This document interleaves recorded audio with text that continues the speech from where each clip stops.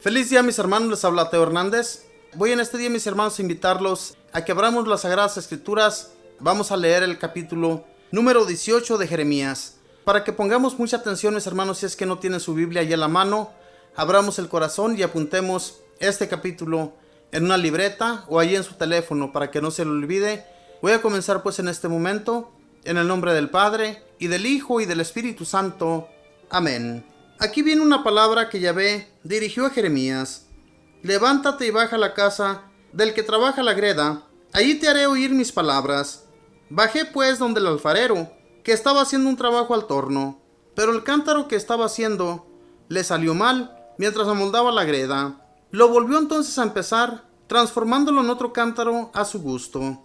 Yahvé entonces me dirigió esta palabra: yo puedo hacer lo mismo contigo, pueblo de Israel, como el barro en las manos del alfarero. Así eres tú en mi mano. A veces yo hablo respecto a algún reino o de alguna nación, amenazando con destruir y arrancar. Mas ellos cambian su proceder, dejando la maldad que yo denunciaba. Entonces, yo también cambié mis proyectos y ya no les quiero causar ningún mal.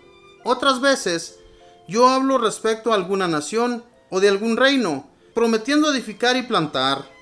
Mas ellos hacen lo que me desagrada y dejan de escuchar mi voz. Entonces yo también me arrepiento y ya no quiero hacerles el bien que prometía. Oigan lo que dice Yahvé a la gente de Judá y a los habitantes de Jerusalén. Sepan que yo estoy preparando contra ustedes una desgracia.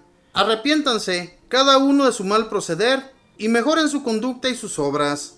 Pero ellos respondieron: basta, nosotros haremos según nos parezca. Y cada uno sigue sus propias ideas, por malas que sean. Debido a todo esto, así habla Yahvé: averigüen entre las naciones y vean si alguien oyó cosa semejante. Una cosa horrible ha hecho la Virgen de Israel. ¿Han visto ustedes que haya desaparecido de las altas cumbres la nieve del Líbano, o que se hayan secado las aguas poderosas, frescas y corrientes? Y bien, mi pueblo me ha olvidado y quema incienso a cosas que no valen nada. Lo han desviado de sus caminos, de sus viejos senderos, para tomar caminos horrorosos, rutas intransitables. Logran que su país se vuelva un desierto, un objeto de risa eterna. Todo el que pase quedará sorprendido de eso y menearán la cabeza.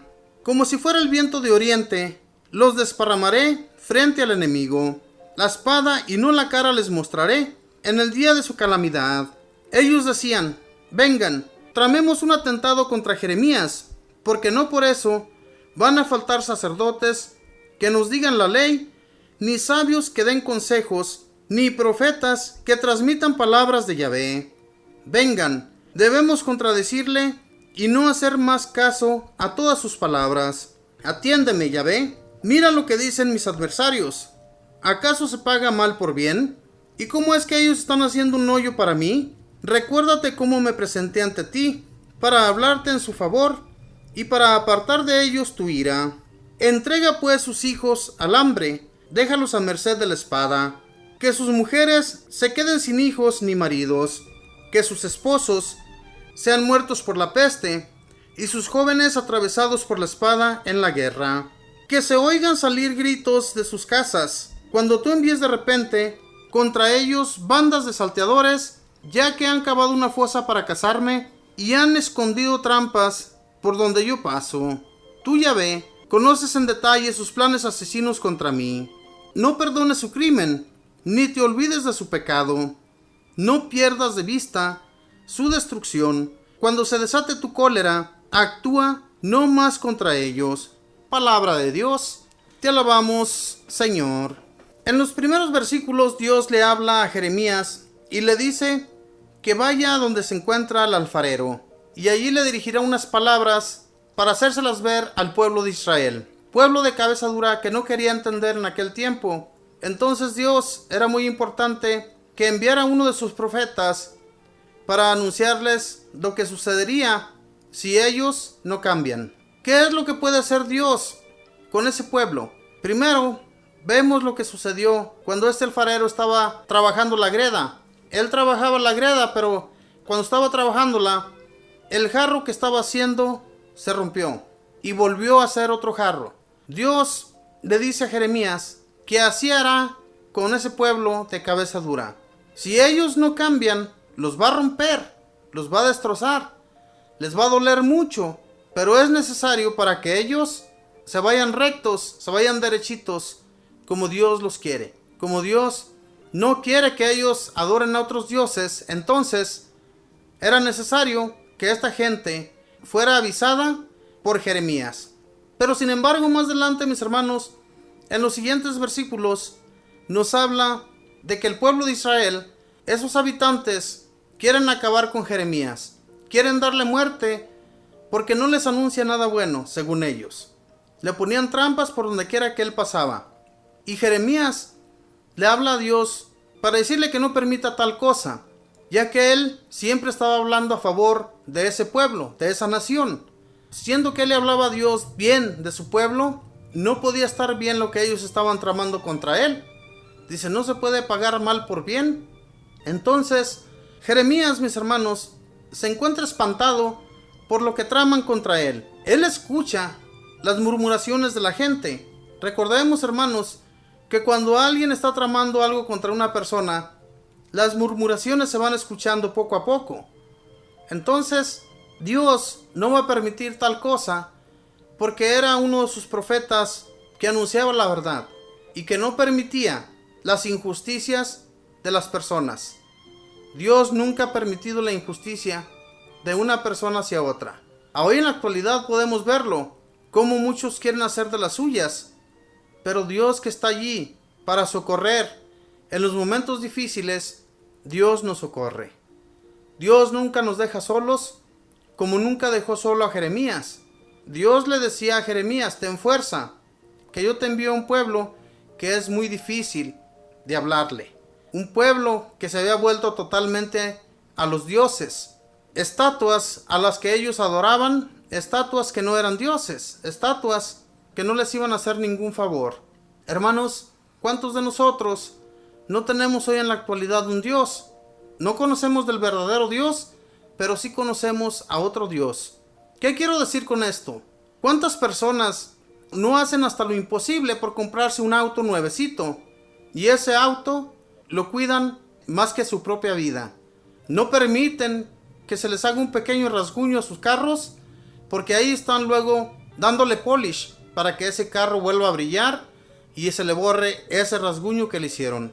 Hermanos, es una tontería, y en realidad, yo para mí, muchas de esas personas que traen sus carros impecables, que yo puedo ver esas personas que me imagino que se la pasan, nada más que si les cae algún excremento de pájaro o cualquier manchita que le caiga a ese auto, ahí están limpiándole. Es una exageración, en realidad, que vean a ese auto como su Dios. O también muchas personas que a sus casas las ven como si ellos se fueran a llevar esa casa el día que se mueran. Esos son dioses, mis hermanos, para nosotros. En aquel entonces, las personas adoraban estatuas que ellos mismos se hacían, de un pájaro o de cualquier animal que saliera, ya fuera un chango, un gorila, yo qué sé, pero ese era su Dios para ellos. Para nosotros, esos son los dioses de hoy en la actualidad. Si no, póngase a mirar ahí por las calles. Cuando vaya usted manejando, mire a esas personas que traen sus carros nuevecitos. Les traen sonido, les traen cámaras, les traen todo a esos autos. Pero yo les aseguro que van a un restaurante o van a comprar algo por ahí y los pueden voltear al revés y no les sacan ninguna moneda. Hermanos, no nos hagamos dioses a los que nosotros no podemos mantener. Hagámonos solamente a lo que podamos nosotros mantener, que le podamos dar mantención. Y Dios, que nos está tocando a nuestra puerta, todos los días nos está hablando al corazón. No nos olvidemos de que Él está allí, para que vayamos y lo visitemos, vayamos y le demos gracias por todas las bendiciones que Él ha derramado en nuestros hogares, en nuestra familia, que nos ha dado un empleo, que nos ha dado para traer nuestros víveres, para pagar todas nuestras cuentas, todo lo que debemos, gracias a que Dios nos ha regalado un empleo.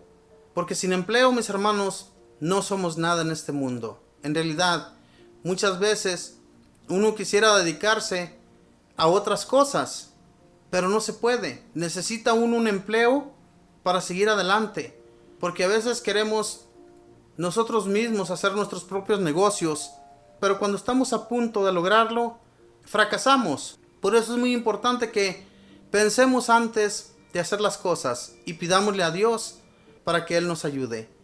Aquí Jeremías le hablaba al pueblo y le decía que cambiara de proceder, porque Dios los iba a volver como ese jarrón del cual estaba haciendo el alfarero que se le quebró el primero, pero que después hizo uno nuevo. Eso es lo que Dios quería de ese pueblo de Israel, hacer a su pueblo nuevo, diferente, que cambiara de proceder, que fuera un pueblo dirigido por Él y que escucharan siempre su voz cuando Él les enviara a los profetas. Los profetas los enviaba Dios y ellos, cuando escuchaban la voz del Señor, cuando tenían las visiones de Él, sentían mucho miedo, porque ya sabían que ir ante las personas de Israel y hablarles de lo que Dios les decía para que ellos cambiaran no era fácil. Recordemos al profeta Jonás. Se negó totalmente cuando Dios le habló. Se subió a un barco y se dirigió a otro país. ¿Por qué? Porque tenía miedo de ir a hablar a esa nación de Nínive. Así sucedía con los profetas. No crean que era fácil para ellos. Es como si a nosotros se nos dijera de un momento a otro: ve, habla con el presidente. ¿Quién se va a atrever? En realidad, si Dios nos dijera: ve y dile que si no cambia sus leyes, en todos sus proyectos le va a ir muy mal.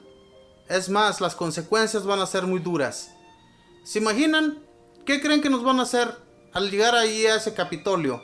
En cuanto no acaben con asesinarnos, porque la gente, mis hermanos, no escucha. Menos si va una persona en este tiempo a hablarles de esa manera a los gobernantes. ¿Qué van a pensar? Está loco. Sáquenlo, mátenlo, échenlo a la cárcel. Cosas que suceden en realidad. Por eso tenemos a Dios. Pidámosle a Dios y que Él sea nuestro director en todo lo que hagamos. Que Dios les bendiga. Que pasen un feliz día.